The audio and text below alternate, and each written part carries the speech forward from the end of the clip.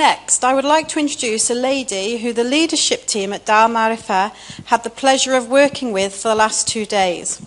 A creative, innovative, inspiring woman whose enthusiasm for her work spread to us all. Dr. Tina Doe is an educational consultant who leads the design of purpose-fit teacher professional learning initiatives. Throughout her career, Dr. Tina has been a teacher, head of department, deputy head, and now a senior executive in both schools and universities, whilst maintaining her leadership profile as an Australian education consultant. Let us all invite Dr. Tina to the stage to share her insight into high-impact instructional leadership. It's wonderful to see you all here. I started teaching when I was 19 years old. I was driven by a passion to make a difference. I was also driven by a huge moral purpose. What's moral purpose? Moral purpose means don't predetermine me when you are teaching me by my heredity, by my postcode or zip code or the residence where I live, and don't predetermine me by the sibling that you may have taught last year. Instead, teach me like you can believe that I can learn. It's taken me 33 years to actually arrive at a procedural model, a set of steps, a way of going about imparting that knowledge to others around how to lead. High-impact instructional leadership has become my signature professional learning clinic. So what I'm planning to do in the next 25 minutes is to share a lifetime's work with you. So I will try not to go too fast. This is one of my favourite photos. It's from 1996, 20 years ago. It's not just because up the back there I'm quite slim and young. And I'm actually wearing the same necklace, which I noticed this morning when I listened to the Mezan call for prayer. It's not even because I'm standing next to my husband. It's not because of the enduring professional relationships that I have with the people in that school. And it's not because of the lifelong friendships. In fact, there are 3 people on that staff who are godparents to my children. What it's about is the fact that this place absolutely rocked. It was an amazing place. We were innovative, we were creative, and we were focused on change that would bring the best benefit for our kids, our moral purpose. So what was it about this school that allowed me to move from being a teacher to a year coordinator of Year 12 to a head of Department of the Arts, languages other than English, my specialty being Italian if you can't tell, and human relationships education, and then on to the deputy principal? What was it about that school? Well, it wasn't just the principal, although he was a great guy, because when Brian left, the school remained a great school, an outstanding school. And in fact, I can circle a number of people who are outstanding educators in 2015. They are principals, they are winners of awards, they are education advisors, they have run incredible international and behaviour management programs.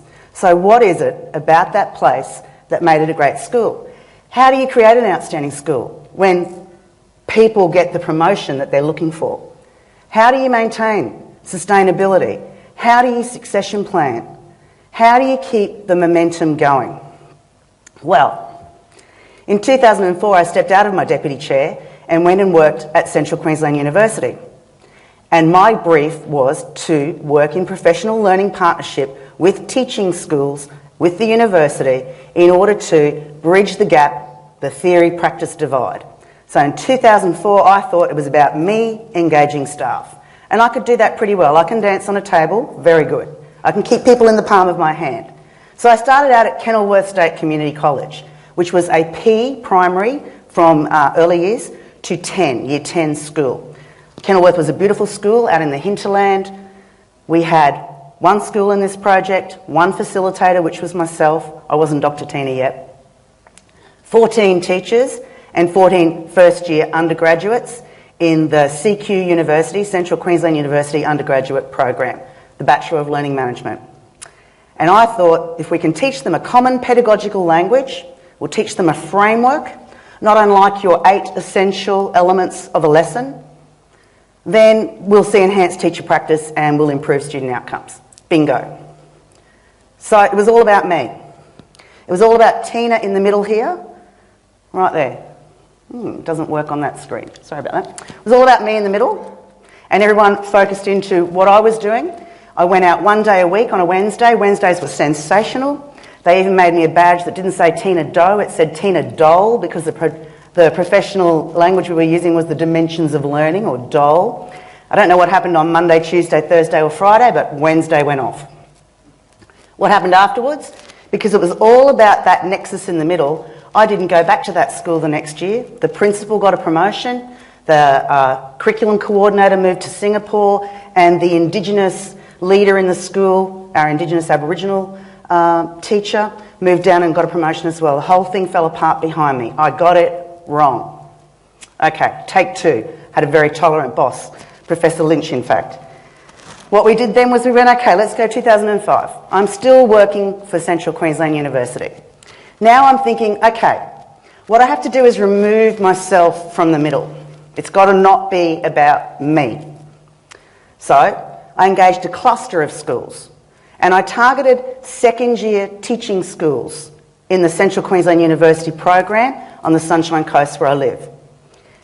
So what I did through my connections as a deputy principal in that area was I convinced teaching schools that this was something they wanted to be a part of. So it was a region now, not just a school. There were 3 facilitators. There were 13 schools. There were 46 teachers. And it was the whole cohort, every single second-year undergraduate student.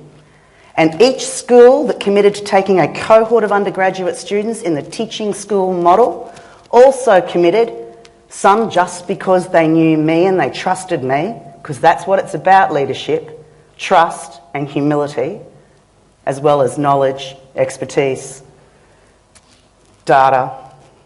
Because they trusted in me, they went, okay, we'll give you our teachers for 5 hours of professional learning in order that they understand this language, this dimensions of learning pedagogical framework, and so our students in the undergraduate program and our teachers could talk together. This was going to have to go off, wasn't it? Wasn't this going to have to work? In fact, it should have networked schools, because what we were trying to do was we were saying, if we empower a cluster of schools in a region with a common pedagogical language, it'll infiltrate their practice. It'll become sustainable, particularly if there's transience between the schools. So instead of this model, we started to develop into professional learning communities who were connected. And we had multiple connections.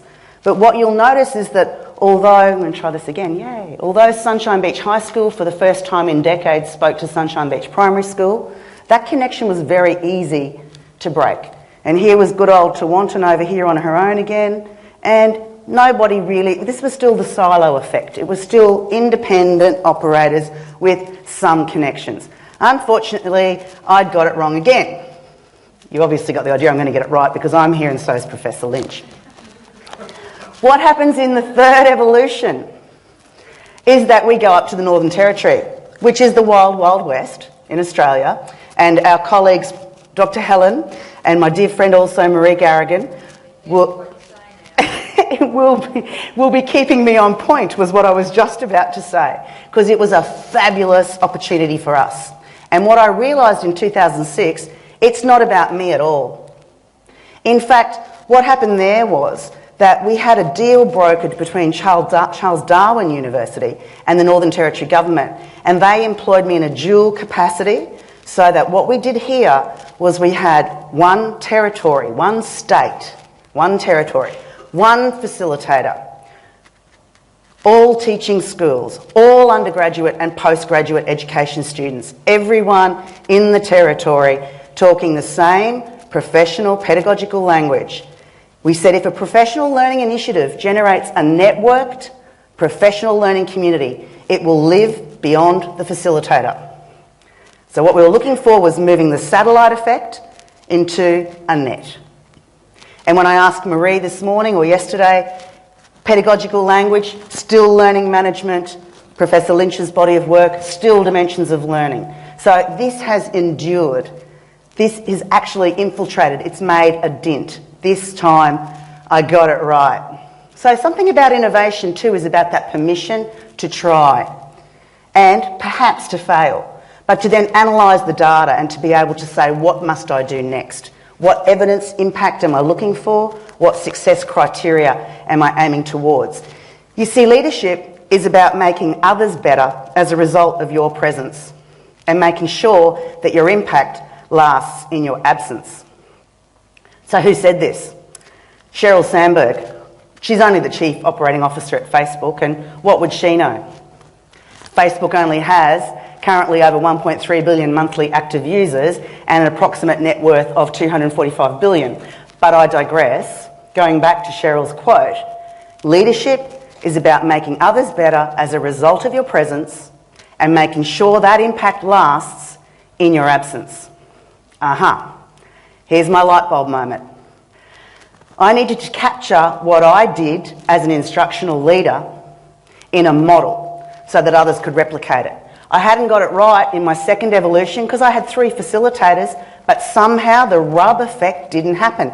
They didn't just get what I was doing through osmosis, through me writing all the professional learning modules and them delivering it. Something was still missing. So what did I need? I needed to develop an instructional leadership model. And we have Teach Professional Learning Initiative, which is my doctoral work around professional learning partnerships and how they work in practice. But I had to distill that down because it was too complicated. And what I wanted was something that I could take into the global context. And over the last 2 days with the leadership team at Dalmar EFA, we've been able to see how an instructional leadership model that was generated and enhanced and tested and tried and proven in Australia, in Queensland and then across the country was able to transfer globally to our context, to our needs, to our kids, to our data, to where we were as instructional leaders. So I present to you ST2P. Space, time, place and pace. There are 2 Ps. What does it mean? First of all, you have to make space. Jake referred to this, Dr. Jake, as creating space. In my doctoral work, in my research, I call it making space. Making space is very literally around the emotional, the physical, the head space. It's about what is the strategic alignment here? Why do we need this particular initiative? What's it all about? If you want me to engage in feedback and observation protocols, show me the research. Let me have some action learning around it. Let me make some space to do that. And by space, I do not mean, ladies and gentlemen, give me time off of my professional duties. I mean, how do I create the space as an instructional leader, and this was the challenge over the last 2 days for our team, to actually give people the research they need, give them a physical space to engage with it, give them space in the curriculum, space in the timetable, again, not through release and covers, to engage in what that priority, what that research-based evidence that I'm trying to initiate, trying to bring into my team is about. What does it mean? So S is make space. The next element, equally important, they're all equally important, is taking time. Now, we're all time poor, aren't we? Yeah, are we time poor out there? I'm time poor. I've got 2 kids, I'm a wife, I run my own consultancy business, I'm a managing editor of a publishing company, I'm also a managing editor of a journal, the list goes on. I do some good stuff too. We were joking about the fact that I'm the vice president of my kids' school's P&F, Parents and Friends, and I also am master of ceremony at a very large event, a cultural and music event locally. So I've got a lot of stuff that I do. You know what they say about if you want something done, give it to a busy person? Time's a really important thing. Time management is important. As a deputy, when people would come to me and complain about time, I would very often engage them in a conversation around, so the time that we're taking to have this conversation right now, how could the time be better utilised? Taking time is about actually taking physical time, but it's also about the length of time it takes for people to do some action learning. So if I've asked you to engage again, I'll go to feedback and observation protocol. I've made space with you as your instructional leader around what it means, what the research tells us. The next step is you need some time.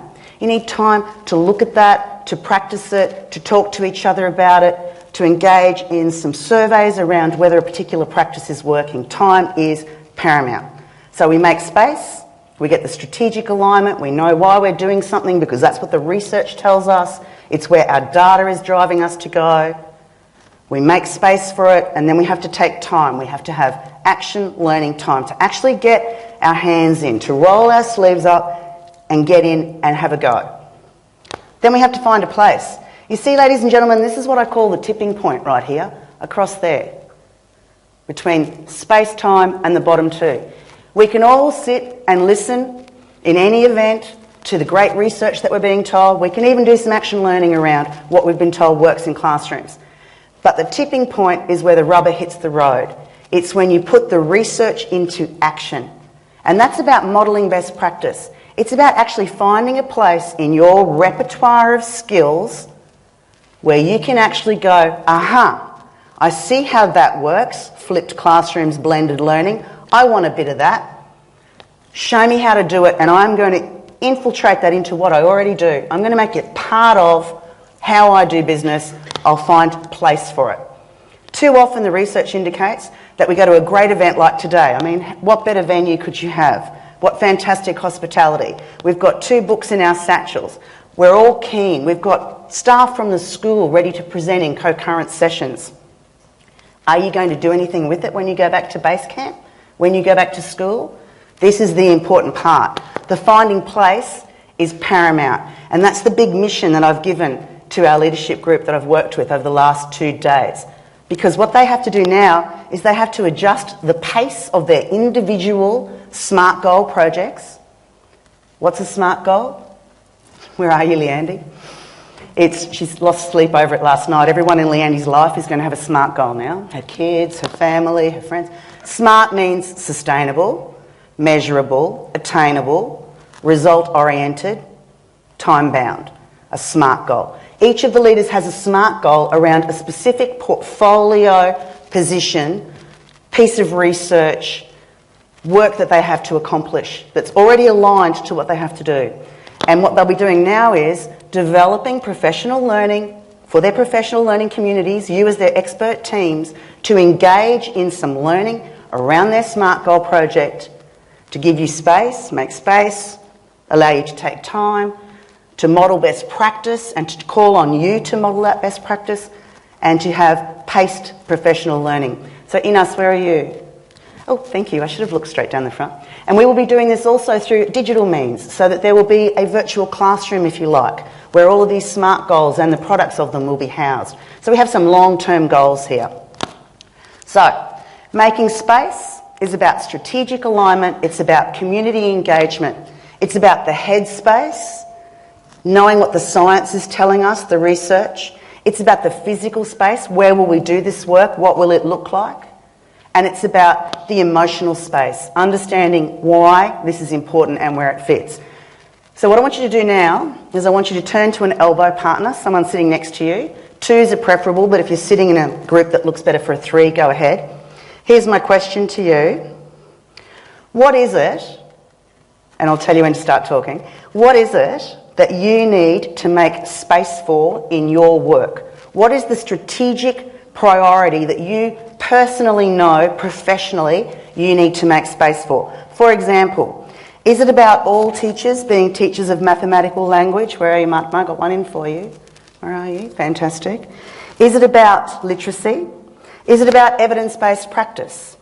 Is it about your active engagement in the staff hubs that Jake was talking about just previously? Is it about observation and feedback? Is it about data-driven decision-making? Is it about networking with your colleagues? And I don't mean just professionally, I also mean socially. Which of those priorities or other strategic priorities, pick one, is the one that you need to make space for? Turn to an elbow partner, I'm going to give you 2 minutes. Talk to them. What do you have to make space for?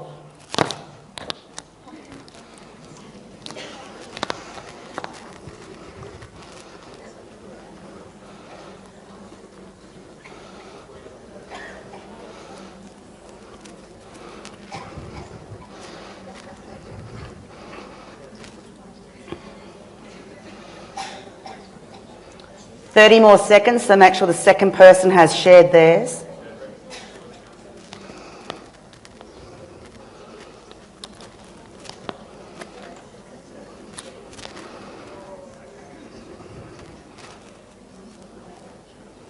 10,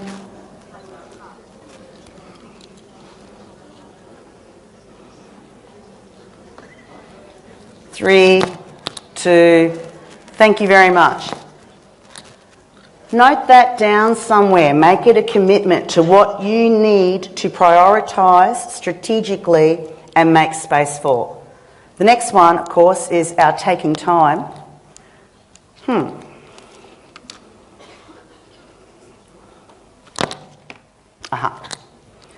Let's do that again. So the next one is taking time. How are you going to take time for the strategic priority that you just identified you need to make space for? How will you take some time for that? And I don't want you to talk to your elbow partner about being released from duties. I want you to think about how you can take some time to make some space for that strategic initiative or priority that you know that you need to work on. Out of maybe the list I read out, mathematical language, the feedback observation, etc., the data-driven decision making. How are you going to take time? Now, I don't want you to turn to the same person. Can you turn to a different elbow partner? Have a different conversation. You have another minute. Can someone talk to Dr. Jake, please?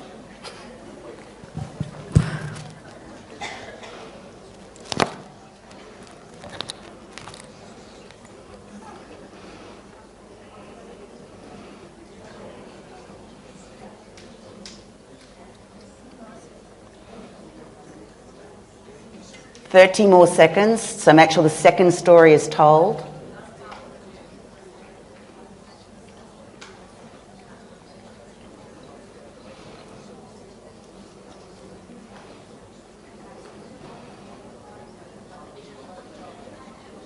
$10 seconds.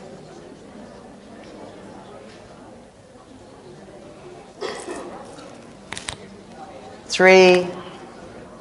Thank you. So we've talked about making space for a strategic priority. We've talked about how you might take time. I'd really hope that some of you might note the strategic priority and your ideas about time to discuss when you are back at Dalmarefa with your expert team and your instructional leaders. And just by the way, as Dr. Jake said, we are all instructional leaders. So we all have a part to play in creating the outstanding school. I'd really like it if you made a note about what you selected as your strategic priority and any fantastic ideas you have about how time can be made, because we'd all like to hear them, wouldn't we, leadership team? We all want to know how we can make that happen. So the final one is around pace. We've targeted what we have to work on. We've made head space, physical space, emotional space. We've found the time. We've taken the time to work on it through action learning. We've got the jigsaws going together, the jigsaw pieces. We've found a place for this new work. We've assimilated it into our repertoire of practice. And now we want to have paced professional learning.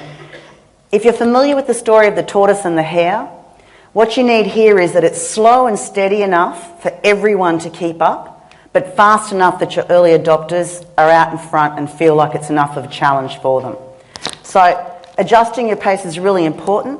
What we're hoping that starts to happen now is that all of these projects will become captured in modules, if you like, that will be part of induction processes and in this virtual classroom. And so people will be able to pace their way through the professional learning as well as stay up with where the whole group of you are heading in terms of the professional learning initiatives that each of the leaders I've worked with have been working on. So, high impact instructional leadership. It's a professional learning clinic, and what it does is it utilises ST2P, space, time, place and pace. It moves instructional leaders, this 4-day professional learning, which I must thank our team. They've engaged in 3 one-hour Skype tutorials with me, 9 o'clock my time on a Sunday night at the end of a weekend, 3 o'clock your time on a Sunday at the end of your first day of the school week. We've had some really interesting, engaging interaction, and then it was a wonderful way to segue into me actually arriving and meeting them in person. So they've engaged in what's usually a 4-day clinic in 3 one-hour Skypes in 2 days, and they've done a fantastic job. Congratulations to the whole team of 10 that I worked with. What I wanted to do was to move instructional leaders from operating as change agents to actually becoming the agent for change. They don't do all the work. It's about distributed leadership. It's about us all working together to make the most outstanding school we can at Darul Marifah. So, high impact instructional leadership's worked in a number of situations. I know Naira is looking forward to working with her Arabic speaking team around the work that we've done and translating that, and also providing me with that translation. Very much looking forward to that. I've worked with networks of leaders across clusters of schools, from different schools all working together. I've worked with a whole school on high impact leadership. We've worked at Darul Marifah with leaders. There's all different contexts that I have worked with.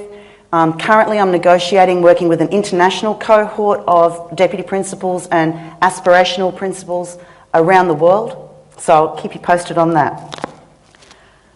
I know that this works, using the Teacher Professional Learning Initiative as an instructional leadership model, because my first team who engaged in it, from 5 schools in the North Coast region, north of where I live, we call it the Wide Bay region.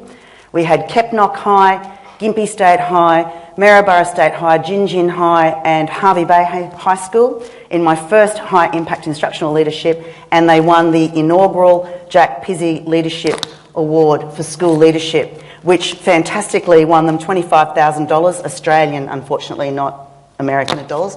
However, it meant that what they've done this year is they've rolled over into a second evolution. So I wish you luck with high impact instructional leadership. I hope that you start to hear a lot about making space, taking time, finding place and paced professional learning, and I look forward to my conversations with you throughout the rest of the day. Please, our main thing here is we all lead from the middle. What's it about? It's about maximal outcomes for our learners. Thank you very much for your time, and I hope to talk with you later.